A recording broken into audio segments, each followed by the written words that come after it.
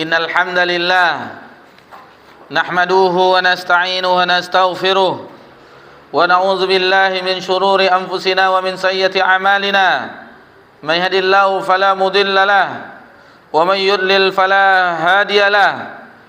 Ashhadu an la ilaha illallah wahdahu la syarika lahu wa ashhadu anna Muhammadan abduhu wa rasuluh sallallahu alaihi wa ala alihi wa man sara ala nahji wa tamassaka bi sunnati ila yaumiddin wa salaman tasliman katsira.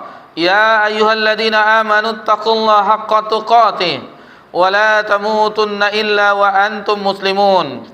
Ya ayyuhan nasu taqu rabbakumul ladzi khalaqakum min nafsin wahidah wa khalaqa minha zawjaha wa batha minhuma rijalan katsiran wa nisaa'a wattaqullaha alladzi tasaaluna bihi wal arham innallaha kana 'alaikum raqiba.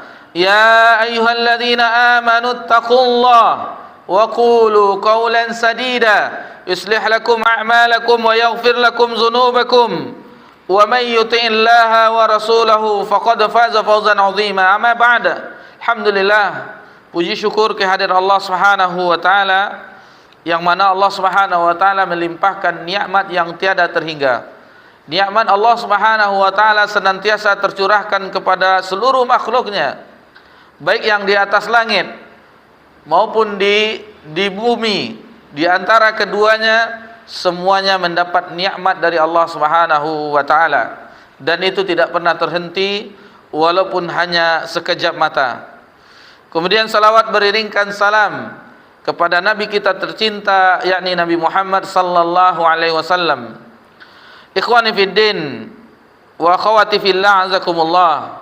Alhamdulillah, di malam yang berbahagia ini kita telah berada di tanggal 18 Jumadil Awal tahun 1446 Hijriah, bertepatan tanggal 19 November 2024 Masehi. Insyaallah di pertemuan yang ke-52 ini terbalik. Insyaallah di pertemuan yang ke-52 ini kita akan melanjutkan pelajaran kita di pembahasan kitab Tauhid. Insyaallah. Untuk menghemat waktu, mungkin kita langsung saja dengarkan apa yang ditulis oleh muallif pada bab yang ke-52 ini. Tafadhal. Bab yang ke-52, larangan mengucapkan assalamu Allah. Muallif Muhammad At-Tamimi, Syekh Muhammad At-Tamimi rahimahullah taala membawakan judul bab la yuqal, jangan mengatakan. Jadi di sini ada larangan. La di sini adalah larangan yang berbentuk larangan. Apa itu? Assalamu alallah. Jadi larangan mengucapkan assalamu alallah, selamat atas Allah, kesejahteraan, keselamatan atas Allah. Itu ada larangannya. Jadi pada pembahasan bab ini, ikhwan fillah wa azakumullah, itu berkaitan dengan kitab Tauhid ini, karena di sini pada bab ini termasuk dalam larangan di sini tujuannya untuk kesempurnaan tauhid. Untuk kesempurnaan tauhid. Karena di antara bagian tauhid itu yakni mengagungkan Allah Subhanahu wa taala baik di dalam hati kita. Ini yang paling utama, mengagungkan Allah, mengesahkan Allah, memuliakan Allah di dalam hati kita, kemudian dengan lisan kita. Itu harus diagungkan. Dan dengan amalan, maksudnya dengan anggota badan kita. Tunduk patuh enggak kita dengan perintah Allah Subhanahu wa taala? Menjauh enggak kita dari larangan Allah Subhanahu wa taala? Itulah bentuk pengagungan kita terhadap Allah Subhanahu wa taala, dan ini bentuk dari kesempurnaan tauhid kita kepada Allah Subhanahu wa taala. Jadi pada bab ini dijelaskan tentang adanya suatu ungkapan dari lisan yang itu tidak ada kesopanan di situ. tidak ada adab di situ. Yaitu dengan ucapan assalamu alallah. Assalamu alallah. Karena di antara sebabnya adalah seakan-akan seseorang berdoa untuk keselamatan kepada Allah. Nah, itu di antara sebabnya, karena seseorang berdoa keselamatan kepada Allah, sementara Allah adalah As-Salam, yang memberi keselamatan. Jadi Allah yang memberi keselamatan, dari Allah lah keselamatan itu, didoakan pula Allah dengan itu. Nah, jadi itu di antara bentuk adab yang tidak baik bagi seorang mengucapkan assalamu alallah. Nah, di sini pembahasannya karena Allah itu yang memberikan keselamatan. Adapun di dalam pembahasan bab sebelumnya kaitannya, karena di bab sebelumnya kita membahas yakni menetapkan asmaul husna bagi Allah Subhanahu wa taala dan tidak boleh menyelewengkannya. Salah satu dari asmaul husna adalah assalam. Jadi ini keterkaitan dengan bab sebelumnya. Di antara dalil di dalam Al-Qur'anul Karim itu di dalam surah Al-Hasyr. Dalam surah Al-Hasyr ayat 23, dan ini kita singgung juga kemarin ayat ini, yaitu yang di pekan yang lalu itu di ayat 24. Adapun di ayat 23 dalam surah Al-Hasyr, huwallahu alladzi la ilaha illa huwal malikul quddusus salama al-malikul quddusus salamul mu'minul muhaiminul azizul jabbarul mutakabbir subhanallahi amma yusyrikun. Sementara di pekan yang lalu kita singgung di ayat sesudahnya.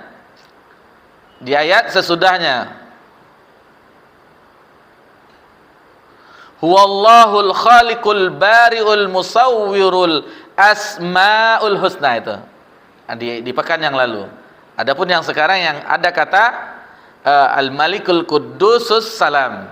Nah, di sini itu termasuk dari nama-nama Allah yang maha indah. Taib.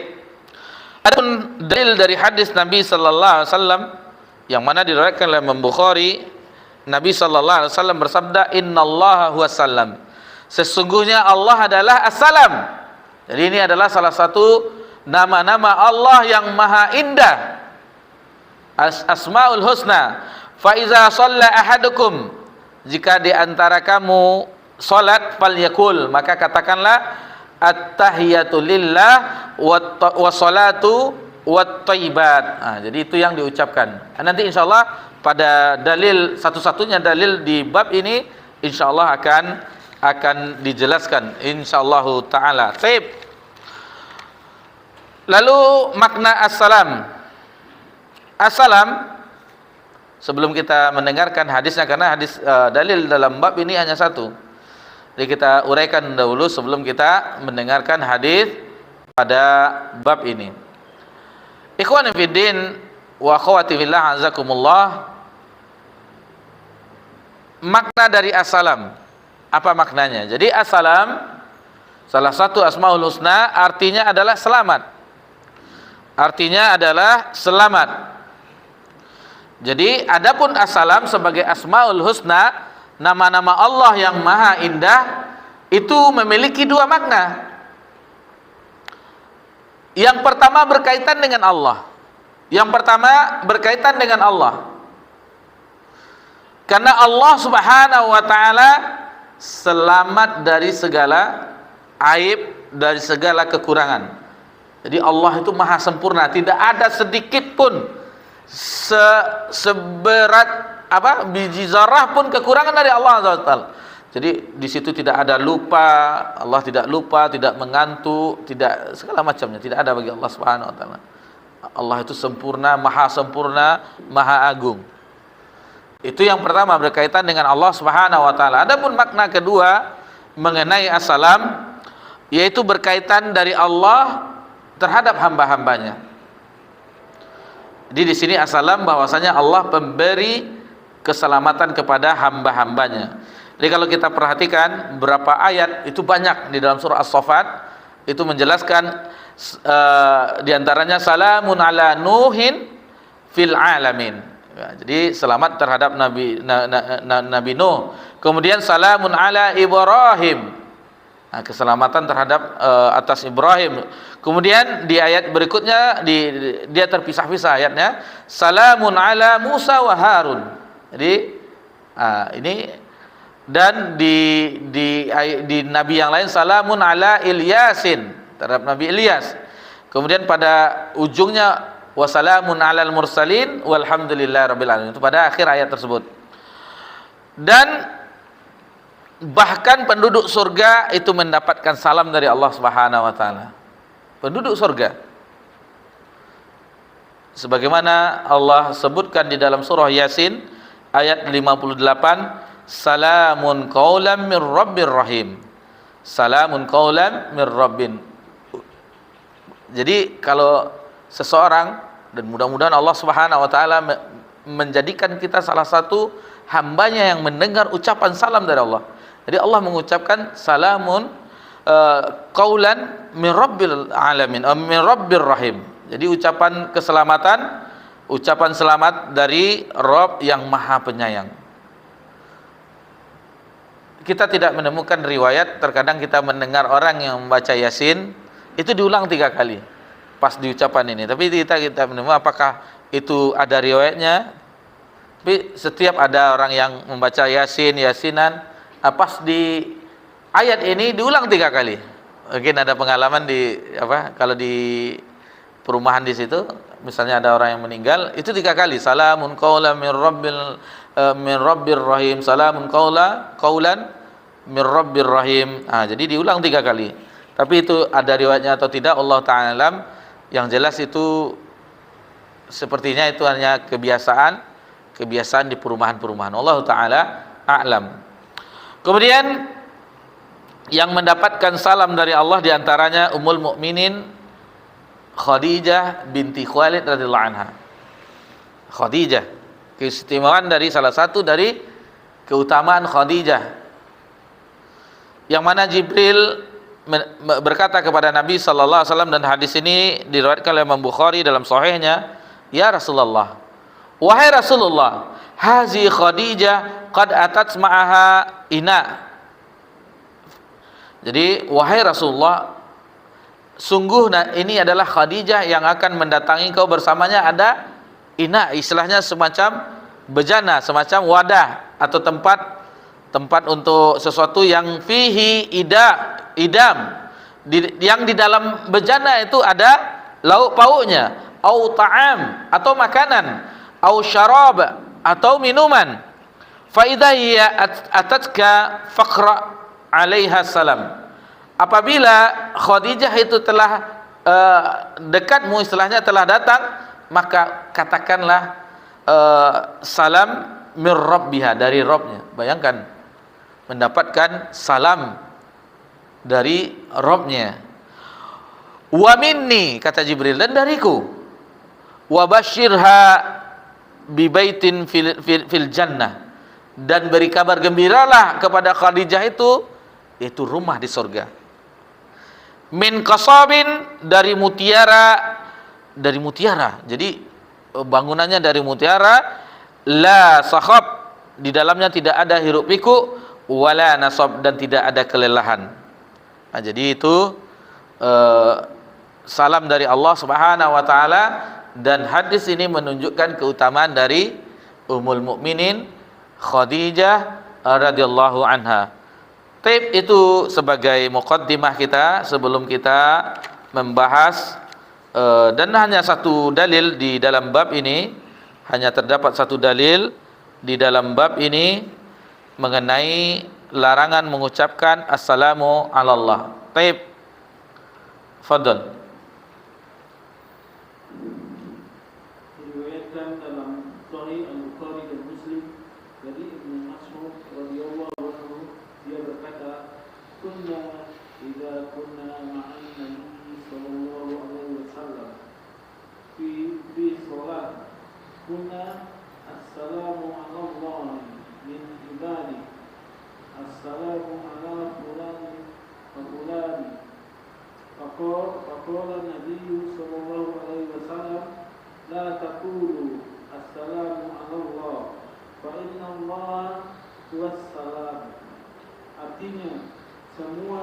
Semula apabila kami sholat bersama Nabi Sallallahu Alaihi Wasallam, kami mengucapkan semoga keselamatan untuk Allah dan para hamba-Nya. Semoga keselamatan untuk si fulan dan si fulan. Maka Nabi Sallallahu Alaihi Wasallam bersabda, janganlah kamu mengucapkan assalamu Allah. Semoga keselamatan untuk Allah, karena sesungguhnya Allah adalah assalam, Maha Pemberi keselamatan. Taib, ini adalah dalil satu-satunya yang dibawakan oleh muallif rahimahullah taala pada bab ini, pada bab yang ke-52 ini, larangan mengucapkan assalamu ala Allah. Jadi fis sahih, di dalam sahih Bukhari dan sahih Muslim, Anim bin Mas'udin, dari Abdullah bin Mas'ud radhiyallahu anhu, semoga Allah meridainya, ia berkata, kunna idza kunna ma'an nabi sallallahu alaihi wasallam fi shalah qulna. Jadi semula awalnya apabila kami melakukan salat bersama Nabi SAW, kami mengucapkan, jadi pas tahiyat akhir itu diucapkan assalamu ala Allah min ibadi. Jadi keselamatan untuk Allah dari para hambanya. Kemudian diucapkan assalamu ala fulan, assalamu ala fulan. Si fulan disebutkan namanya. Faqala Nabi sallallahu alaihi wasallam, maka Nabi sallallahu alaihi wasallam bersabda, la taqulus salamu ala Allah. Jangan katakan salamu ala Allah. Fa innallahu wasallam. Dan ini alasannya karena Allah itu adalah assalam, yang memberikan keselamatan. Nah, ini adapun Nabi sallallahu alaihi wasallam, dan ini beberapa riwayat disimpulkan oleh pensyarahnya, itu dijelaskan itu di tasyahud akhir, di sebagaimana diriwayatkan oleh Imam Tirmizi di dalam sunnahnya dari hadis Al-Aswad bin Yazid dari Abdullah bin Mas'ud. Di sini kenapa dilarang? Karena alasannya fa innallahu wassalam, karena Allah adalah assalam, pemberi keselamatan. Adapun Nabi sallallahu alaihi wasallam setelah salat itu mengucapkan Allahumma antas salam wa minkas salam tabarakta ya zal jalali wal ikram. Itu yang diucapkan oleh Nabi sallallahu alaihi wasallam setelah mengucapkan istighfar 3 kali. Astaghfirullah, astaghfirullah, astaghfirullah. Allahumma antas salam wa minkas salam. Dan ini juga ucapan ketika pertama kali melihat Ka'bah. Ketika kita umrah masuk Masjidil Haram dengan mengucapkan salawat, lalu mengucapkan doa masuk masjid sama. Lalu ketika biasanya turunnya ke tempat tawaf dengan eskalator, nampaklah Ka'bah. Atau ketika di pintu King Abdul Aziz, kalau kemarin umroh kemarin ditutup karena ada pekerjaan. Jadi masuknya ke pintu Ajiat, di bawah yang ada itu. Ajiat, di bawah ada eskalator yang ke atas. Nah, jadi kemarin pintu 1 King Abdul Aziz itu ditutup. Biasanya kalau di musim rame itu dibuka, karena ada pengerjaan kemarin ditutup. Pas jalan itu nampak, maka ucapkanlah ini, Allahumma antas salam wa minkas salam tabarakta ya zal jalali wal ikram. Taib. Itu semacam zikir-zikir yang disebutkan. Ikhwani fiddin, a'azakumullah wa akhwati fillah, rahimani wa rahimakumullah. Fa innallahu wassalam. Ini alasan yang disebutkan oleh Nabi pada hadis ini, dari hadis Abdullah bin Mas'ud, karena sesungguhnya Allah adalah assalam, Maha pemberi keselamatan. Dan Allah itu selamat dari segala bentuk penyerupaan, segala kekurangan. Jadi Allah lah yang berhak disandangkan, dan ini telah kita tekankan di pembahasan pekan yang lalu.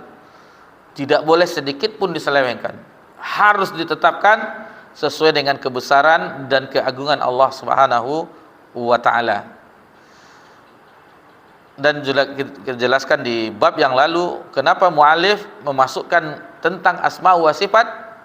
Bukankah kitab tauhid ini adalah menjelaskan tentang tauhid uluhiyah, rata-ratanya uluhiyah yang paling banyak tentang ibadah, karena tauhid asma wa sifat itu juga termasuk pengagungan terhadap Allah Subhanahu wa taala. Terkadang orang banyak melakukan penyelewengan di nama-nama Allah yang maha indah dan sifat-sifatnya yang maha tinggi. Taib. Kemudian jadi pas di awalnya itulah yang diucapkan oleh orang-orang. Jadi syariat itu bertahap. Awalnya itu yang diucapkan assalamu ala Allah, lalu ditukar dengan assalamu alayka ayyuhan nabi wa rahmatullahi wa barakatuh, atau assalamu ala nabi. Ada dua riwayat, dan itu dijelaskan di dalam sifat salat Nabi, bahwasanya ada riwayat yang mengatakan ketika Nabi hidup dibaca dengan assalamu alayka ayyuhan nabi. Adapun setelah wafat tidak pakai assalamu alayka. Cuman ini khilaf ulama di sini. Tidak ada masalah kita baca assalamu alayka ayyuhan nabi, tidak masalah. Jadi di situ ada riwayat dibawakan oleh Syekh Al-Albani dalam sifat salat Nabi, bahwasanya dari Ummul Mukminin Aisyah ketika Nabi hidup dibaca assalamu alayka ayyuhan nabi wa rahmatullah. Setelah Nabi wafat assalamu ala nabi, tidak pakai alayka. Itu tidak harus. Itu hanya sekedar ada riwayat, dan apa yang diajarkan Nabi, kata orang yang memakai assalamu alayka atau ulama yang mengkuatkan itu yang dijelaskan, karena Nabi yang mengajarkan tanpa dirubah-rubah lafaznya. Allahu taala alam. Kemudian keselamatan assalamu alayka ya nabi wa rahmatullah, assalamu alayna wa ala ibadihi salihin. Jadi itu yang ditukar oleh Nabi sallallahu alaihi wasallam. Dan kita mengetahui awal-awalnya ada sahabat yang berbicara ketika sholat. Jadi ketika bersin, alhamdulillah, dijawab kan. Sebagian sahabat ada yang menepuk pahanya supaya tidak berbicara. Jadi awalnya ada sahabat itu yang berbicara, sehingga dilihatnya, kenapa orang pada, jadi malah melihat-lihat dia kan. Ketika akhir sholat, maka Nabi mengajarkan bahwasanya ini sholat tidak boleh perkataan manusia. Lalu kata sahabat yang ditegur, belum pernah saya menjumpai orang yang guru yang sebaik ini. Nabi tidak marah, cuman ini adalah sholat, yang ada di situ adalah zikrullah, bacaan-bacaan sholat, dan tidak boleh perkataan manusia. Dan ini salah satu dalil yang diambil oleh ulama. Kita jabarkan sedikit mumpung diingatan. Salah satu dalil yang diambil oleh para ulama yang mengatakan bahwasanya doa di dalam sholat ketika sujud itu tidak boleh dengan bahasa Indonesia. Walaupun khilaf ulama, ada yang mengatakan boleh, ada yang mengatakan tidak boleh. Yang mengatakan tidak boleh, salah satu dalilnya adalah ini, bahwasanya tidak boleh perkataan manusia, Islam maksudnya dengan bahasa Jawa, dengan bahasa Indonesia, dengan bahasa Inggris. Tetapi ada ulama yang mengatakan bahwasanya ini perkara yang luas, karena tidak semua orang yang bisa berbahasa Arab. Tentunya di dalam sujud dia meminta apa yang diinginkannya, hajatnya agar terkabulkan ketika sujud tersebut. Jadi ini masalah-masalah seperti inilah harus kita ketahui. Cuman kalau kami pribadi menguatkan yang tidak ada bahasa selain bahasa Arabnya. Khawatirnya nanti semuanya dirubah. Allahu Akbar jadi Allah Maha Besar pula nanti kan.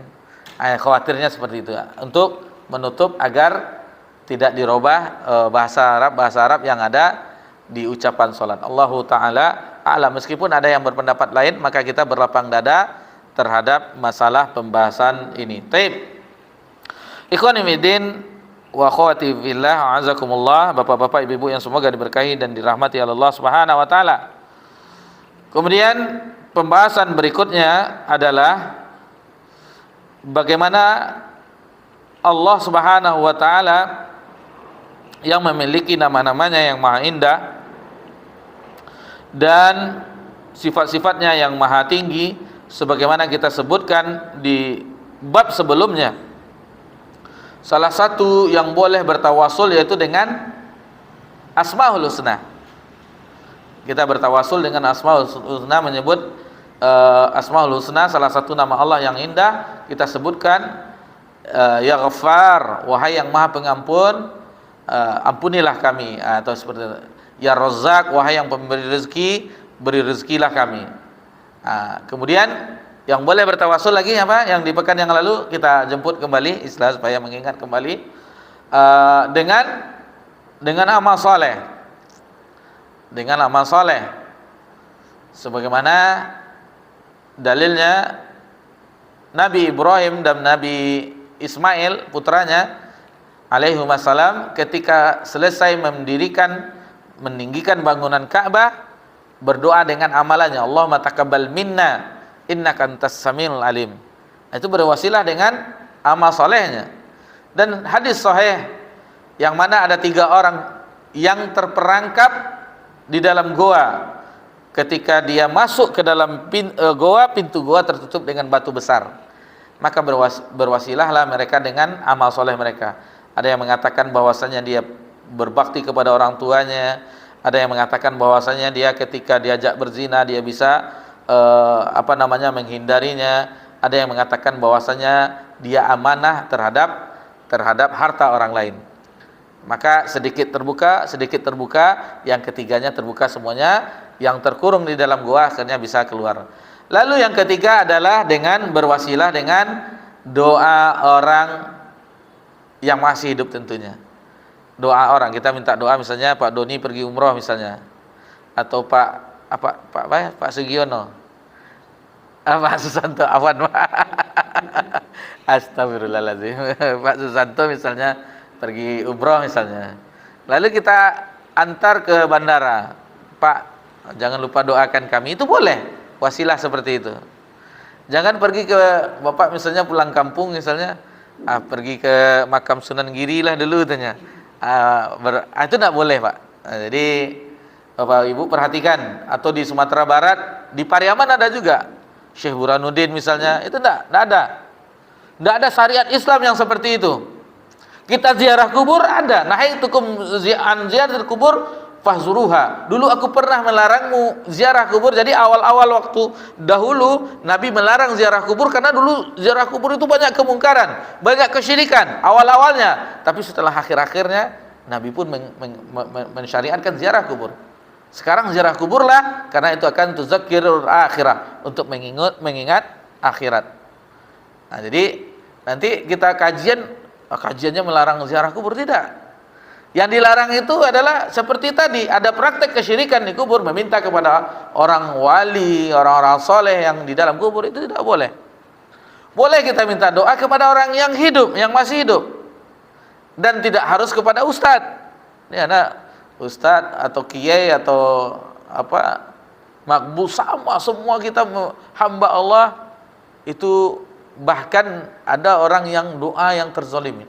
Hati-hati dengan doa orang yang dizolimi, kata Nabi SAW. Karena tidak ada antara orang yang dizolimi itu dengan Allah itu hijab. Maksudnya makbul doanya. Sementara dia bukan wali, hanya orang yang terzolimi. Meskipun dia non muslim juga misalnya, kalau dia meminta kepada Allah, celakakanlah dia. Karena kita telah menzolimi saja kita celaka. Jadi hati-hati kita terhadap di kehidupan ini, baik itu dalam tutur kata kita, dengan kelakuan kita, tindak tanduk kita.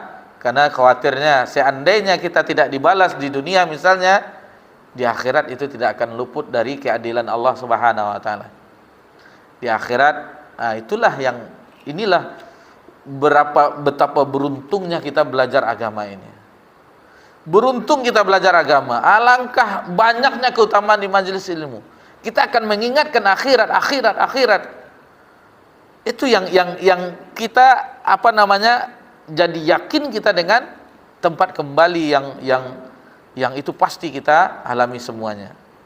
Cobalah kita nggak ada ikut kajian itu, seolah-olah hidup itu hampa. Hampa maksudnya itu tidak ada nikmatnya kehidupan. Tidak ada nikmatnya kehidupan. Berbeda orang yang hadir di majelis taklim atau mendengarkan kajian-kajian rekaman. Alhamdulillah, ustaz atau syekh kajiannya yang sudah ada terjemahannya bagi yang tidak bisa bahasa Arab, itu sangat bermanfaat sekali. Ditambah kita dengan melazimkan Al-Quranul Karim, karena ini sumber keberkahan. Kita senantiasa membaca Al-Quran, senantiasa apalagi menghafalnya, mentadabburinya, menghayatinya, itu sumber keberkahan. Dan itu orang yang tidak membaca Al-Quran dengan orang yang membaca Al-Quran setiap harinya itu berbeda. Orang yang biasa membaca Al-Quran, biasa dia misalnya dirutinkan sehalaman, 2 halaman rutin, atau 1 juz 1 hari. Coba 1 harinya dia tidak membaca Al-Quran, hampa terasa di dalam dadanya itu. Nah, itu rutinitas yang baik, makanan bagi, jadi ketaatan amal soleh itu makanan bagi hati kita, kenikmatan bagi hati kita, merasakan ketenangan jiwa. Ketenangan jiwa itu yang kita nikmati ketika kita tunduk patuh kepada Allah, menghinakan diri kepada Allah, mengingat Allah Subhanahu wa taala. Itulah yang menjadi ketenangan kita hidup di dunia ini. Taib. Sudah azan? Azan orang kan? Belum. Sebentar lagi. Sambil menunggu azan kita lanjutkan pelajaran kita. Jadi di salah satu ada doa, misalnya kita berdoa kepada Allah Subhanahu wa taala seperti doa yang di situ disebutkan tentang nama-nama Allah yang Maha Indah, seperti Rabbighfirli wa tub alai, ya Allah ampunilah saya dan kepada Engkau Allah bertobat, innaka antat tawwabul ghafur, sesungguhnya Engkau Maha penerima taubat dan Maha penerima ampunan. Kemudian apa yang diajarkan oleh Nabi sallallahu alaihi wasallam kepada Abu Bakar. Jadi waqala sallallahu alaihi wasallam di Abi Bakrin radhiyallahu anhu, wa qad sa'alu ma yad'u bih qul Allahumma inni. Jadi Allahumma inni, ya Allah sesungguhnya aku ini, saya ini zalamtu nafsi, telah menzolimi diri kami sendiri. Kemudian Allahumma zalamtu nafsi zulman katsiran, dengan kezaliman yang banyak. Wala yaghfiru dzunuba illa ants, dan tidak ada yang mengampuni dosa kecuali Engkau. Faghfirli maghfiratan min indak, maka ampunilah saya, sungguhnya ampunan itu dari sisi Engkau. Warhamni, dan rahmatilah kami, innaka antal ghafurur rahim, sesungguhnya Engkau adalah Maha Pengampun dan Maha Penyayang. Jadi itu disebutkan nama-nama Allah yang Maha Indah dan sifat-sifat Allah yang Maha Tinggi, seperti itu. Jadi salah satu adab berdoa, kita puji Allah Subhanahu wa taala, kita sebutkan nama-nama Allah yang Maha Indah dan sifat-sifat Allah yang Maha Tinggi. Taib, kita azan dulu. Setelah azan kita lanjutkan sedikit lagi pembahasannya tersisa. Tafadhal.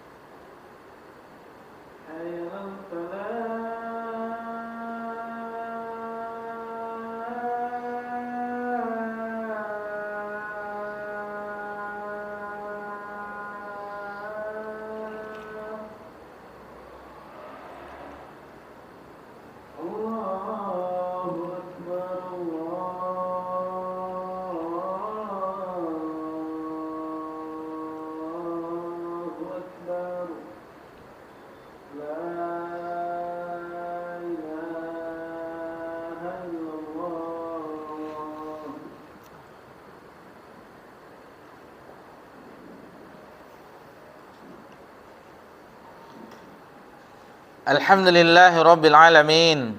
Wassalatu wassalamu ala ashrafil anbiya wal mursalin wa ala alihi wa ashabihi ajma'in, amma ba'd.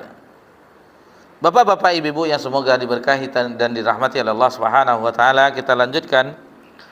Lalu mengenai assalam, itu ada dua arti. Pertama zikrullah, yang kedua itu memohon keselamatan. Jadi kita ulang lagi. Lalu di sini pembahasan berikutnya yaitu tentang assalamualaikum. Assalamualaikum warahmatullahi wabarakatuh. Namun untuk pembahasannya kita akhirkan.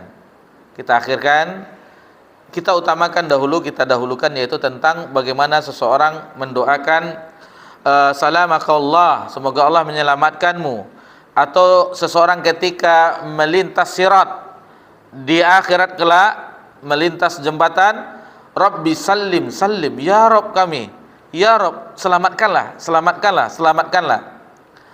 Jadi itu memang salima syai'u li fulan, sesuatu ini murni untuk si fulan saja. Ini dia mengenai kata-kata assalamualaikum tadi. Namun yang kita maksudkan di sini, kata-kata assalam itu bisa juga dengan kata yang lain, misalnya dengan asilmu, damai. Yang lawan katanya adalah al-harb, yaitu peperangan, orang yang berperang. Jadi kata-kata damai, asilmu. Dan dalam di dalam pembahasan tentang qalbun salim, ada kita dengar qalbun salim, hati yang selamat. Jadi di dalam ayat itu dijelaskan la yanfa'u malu wala banun, yaitu hari yauma la yanfa'u malun wala banun, di mana hari yang tidak bermanfaat harta dan anak-anak, illa man atallah biqalbin salim, kecuali yang datang kepada Allah dengan hati yang selamat, yang salim. Hati yang di sini kita ulang kembali, dulu pernah kita bahas, hati yang selamat dari kotoran-kotoran hati, hati yang selamat dari kesyirikan, hati yang selamat dari seluruh noda-noda penyakit hati. Itulah hati yang salim, hati yang hanya berisikan cinta kepada Allah, hati yang hanya berisikan harap kepada Allah, hati yang hanya berisikan takut kepada Allah, hati yang hanya bersandar kepada Allah Subhanahu wa taala, dan seterusnya. Inilah kalbun salim. Inilah yang diinginkan dalam syariat ini, hati yang selamat, bukan hati yang mati, bukan hati yang ada penyakitnya seperti hati orang munafik. Fi qulubihim marad, orang munafik itu dalam hatinya ada penyakit, dan hati yang mati, dan ini yang berbahaya. Kata ulama, seandainya seseorang memiliki hati yang mati, itu ibarat apa namanya? Sebenarnya sudah mati dia. Cuman tinggal jasadnya lagi. Itu orang yang tidak mengenal dengan halal dan haram, tidak mengenal hukum-hukum Allah, sama saja. Bahkan di ayat yang lain disebutkan kal an'am, seperti hewan ternak. Balhum adol, dan bahkan lebih sesat daripada hewan ternak. Yang mereka pikirkan apa? Yang dipikirkan adalah kesenangan keduniawian dengan perut, dengan syahwat. Apa bedanya dengan hewan ternak? Itu hati-hati yang mati. Waliyazubillah.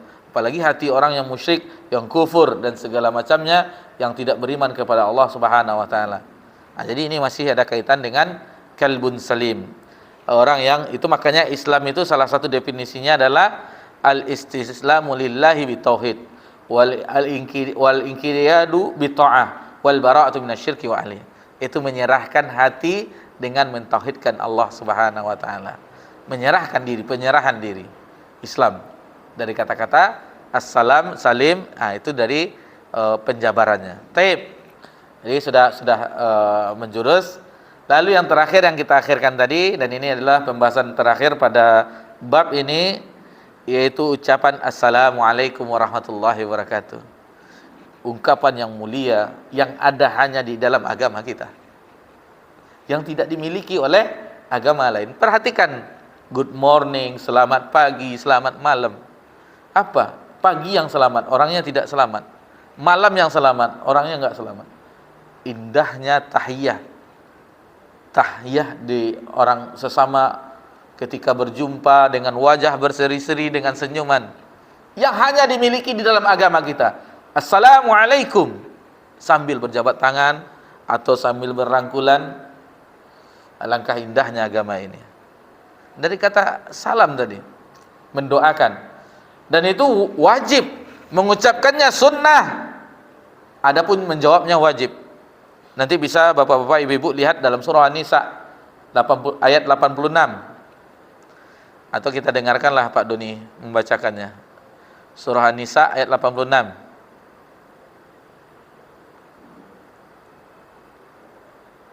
Biasanya kalau dapat tugas itu lama ingat. Mudah-mudahan nanti, oh ya ini ya, surah An-Nisa ayat 86 ini.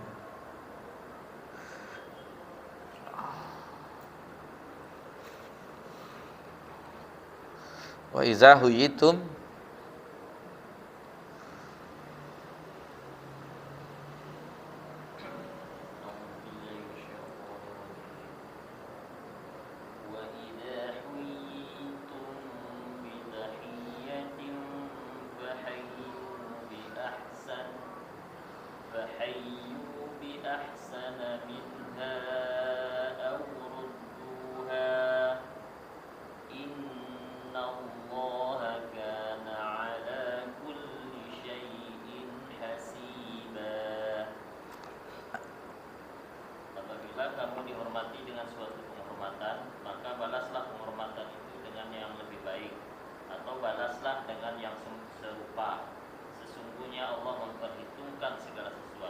jadi itu ini salah satu dalilnya, apabila orang mengucapkan salam penghormatan kepada kita, wajib membalasnya. Minimal yang sama, assalamualaikum, waalaikumsalam, itu minimal. Tetapi yang bagusnya sini bi ahsana minha, yang lebih baik.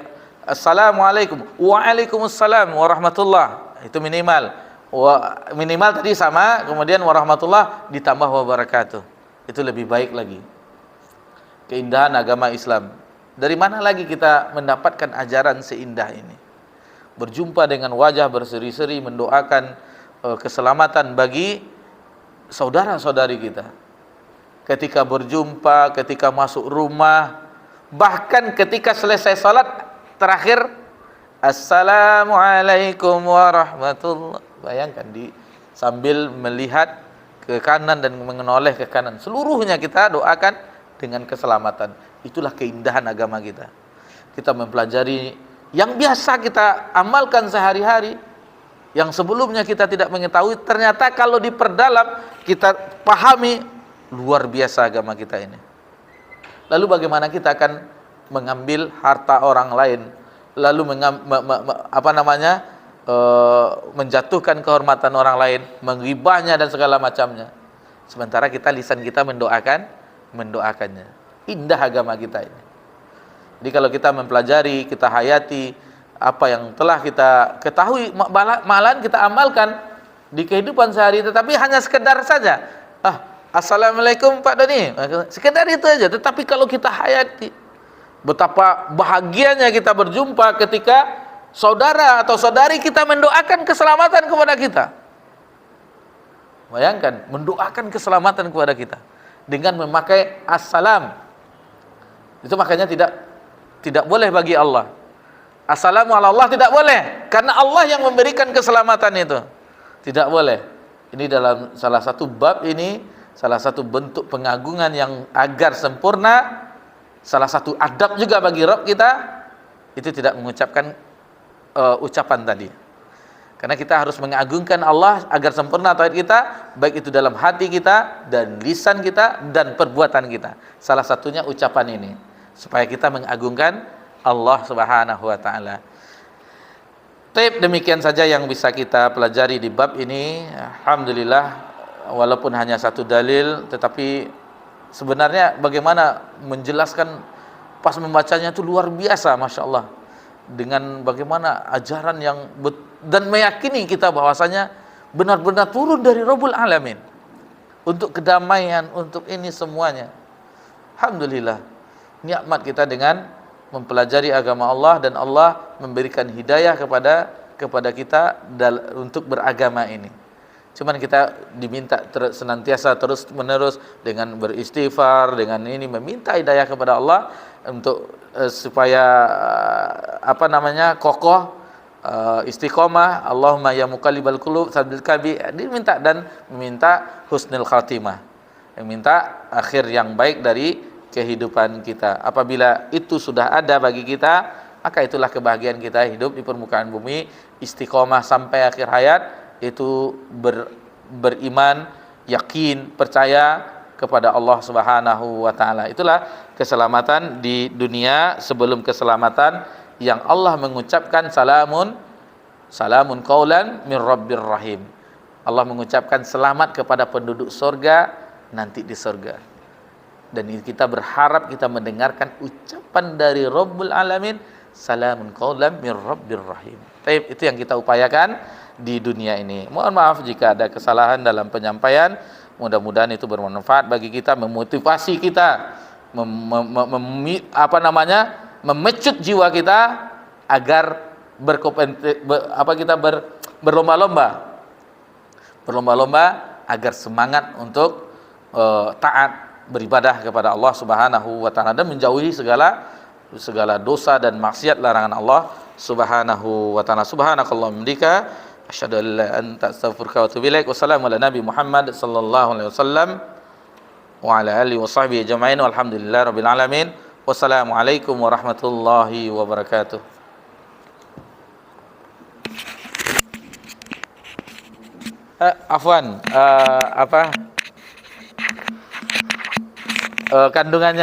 Kandungannya seperti biasa, Fadol. Kandungannya. Ini karena sudah mau pulang semangat lupa.